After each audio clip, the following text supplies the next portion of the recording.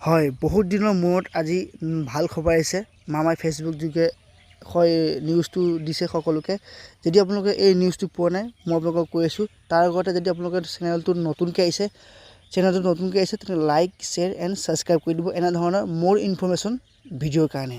হয়, মামাই অৰুণোদয় 3.0 বিষয়ে লাইভ আহি এতিয়া কৈছে।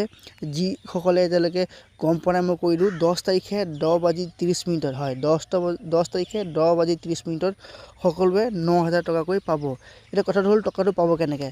এতিয়া টকা পাব পঞ্চায়তত এখন সভা হ'ব, সেই সভাত পইচা দিয়া হ'ব। সেই সভাতে আপোনালোকে পইচা দিয়া হ'ব। কথাটো হ'ল সকলো পঞ্চায়তত বা মিউনিচিপালিটিতে আপোনালোকে পইচাটো দিয়া হ'ব। সেই পইচা দিয়া ছিষ্টেমটো আপোনালোকে যাব লাগিব পঞ্চায়তত, তেতিয়াহে আপোনালোকে পইচাটো পাব।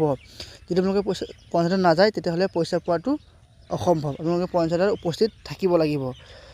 এনেধৰণৰ মোৰ ইনফৰ্মেশ্যন ভিডিঅ'ৰ কাৰণে চেনেলটো লাইক এণ্ড ছাবস্ক্ৰাইব কৰি দিব। যদি